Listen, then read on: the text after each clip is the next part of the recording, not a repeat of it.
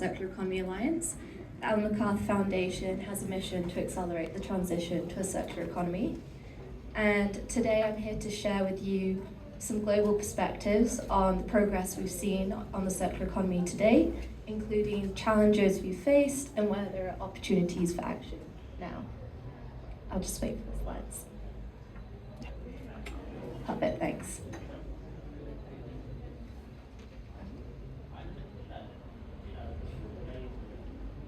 I don't think the this is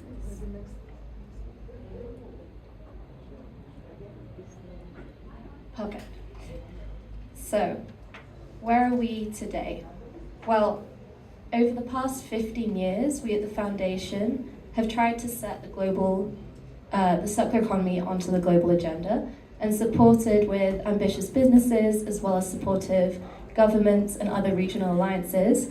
We can see that it is firmly there because we managed to demonstrate its viability across a range of industries, and we've highlighted it as a vital solution to both economic and environmental challenges. From a business perspective, we can see that there are now more than 55% of businesses that now have some kind of circular economy ambition or target that they've set.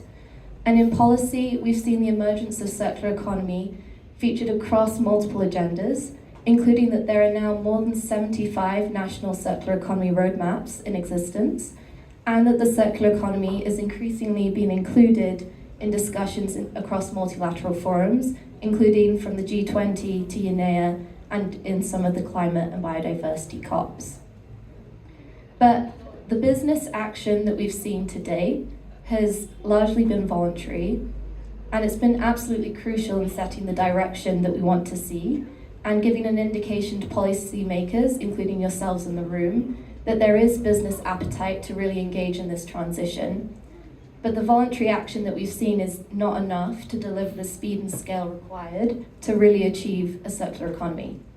So we need this supportive policy frameworks to accompany it and truly unlock the transformative potential that a circular economy can deliver. Great. So across the world, in countries that we have seen making the most progress in circular economy policy, there's been a few common success factors that we've observed, and these include things like strong political commitment, cross-government and whole-of-government coordination, meaningful and inclusive stakeholder engagement across business, civil society, and the informal sectors, ambitious legislation being set, dedicated funding, and crucially also setting accountability frameworks to really measure our impact and progress. We're also seeing growing signs of investment in research, in finance, and in workforce development, and these are clear signals that the circular economy is really starting to take root into mainstream economic policy. And as part of this global momentum that we're seeing, I'd like to highlight that the African continent has really been a key part of this, with at least 12 African countries now having some kind of circular strategy or roadmap in place, and with lots more having integrated circular principles into both plastics and waste legislation. In fact, almost all African countries have at least one circular economy related policy in place today, but I'd like to highlight that these, as in many other countries across the world, the circular economy policies that exist are really lacking enforcement, and the implementation levels of these are really varying significantly. But what's distinct in Africa that I think lots of countries across the world can learn from is the focus on informal sector models, on decentralized infrastructure, and on the innovation that's been happening despite often limited resources. There's also a key opportunity that we see in bio-based sector economies, because to date, a lot of the focus with the circular economy has been on the technical cycle and a lot less on the bio-based. And with many of the economies in African countries being made up of bio-based materials significantly, you really have the opportunity to be leaders in this area. So we've seen a lot of momentum to date, but the world is still changing and we're still seeing a lot of issues happening. We've got things like technological disruption, the climate and biodiversity crises. We're experiencing resource pressures and material insecurity, and political volatility as well, with an increasing shift away from long-term environmental goals in some governments. But the positive aspect of this is that the circular economy still is and still can be the solution that we need. We just need to accelerate action by focusing on implementation and bringing together the business and policy voices together to really focus on how we can overcome the systemic barriers that are in our way of true market transformation. And one of these systemic barriers, for example, is the lack of infrastructure that we have to really facilitate the recycling and remanufacturing of the materials that are in production today. In national circular economy policy, we see that the frameworks that exist are largely fragmented, and I think we've heard that from a few of the keynote speakers this morning as well. There are gaps at the moment in how national agendas are talking to each other, for example, across industrial, climate, biodiversity, and other economic plans.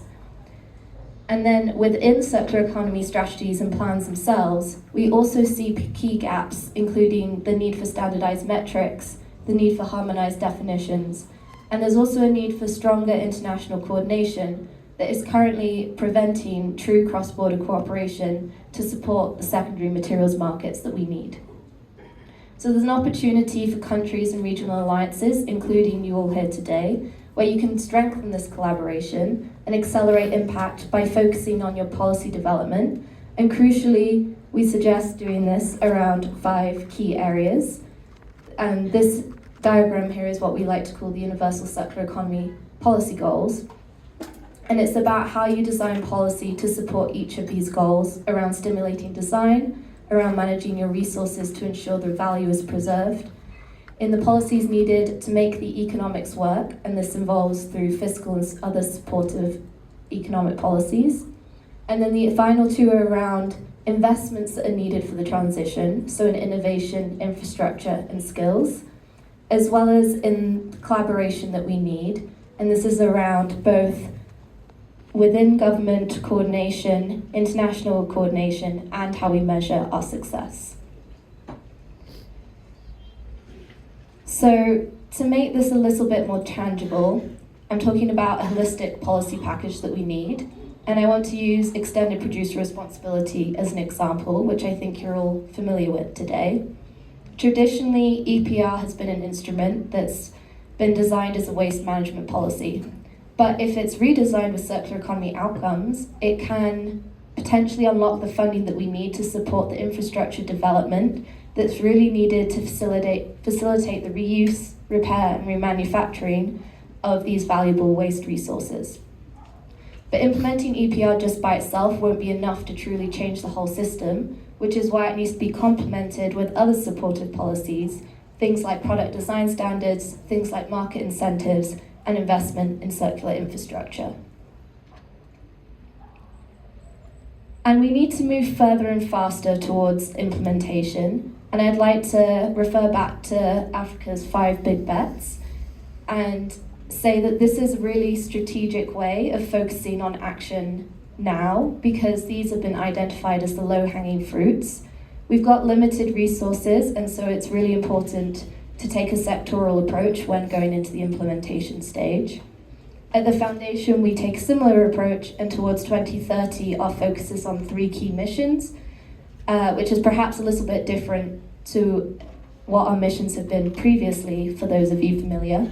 And so going into the future, our focus is around packaging and plastics, around retail, which includes our work in food and fashion, and also on critical minerals or critical raw materials. So I've briefly touched on each of these, but I think it's important to summarize it here as a combination of both what the barriers are for policy, but then where the opportunities lie here today for action going forward. So the first one I'd like to talk about is what we call the linear lock-in. And I think everyone here today has been brought in by the idea of a circular economy. But if we look at our current policy frameworks, and we also look at the current business models that exist today, they're still based on linear assumptions, and so it results in any new circular policies being implemented or circular business models having to compete with what is a very established and often lower cost linear practice.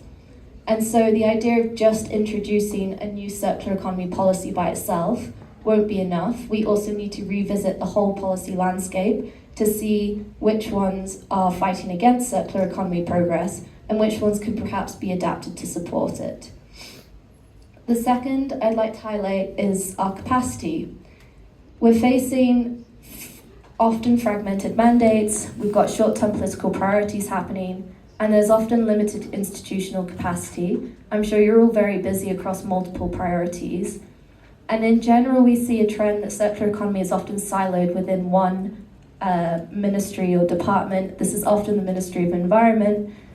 And so we see it as a key opportunity to try and distribute the knowledge of circular economy across government ministries, so that even when priorities and agendas change, the circular economy is still recognised as an important thing to use going forward.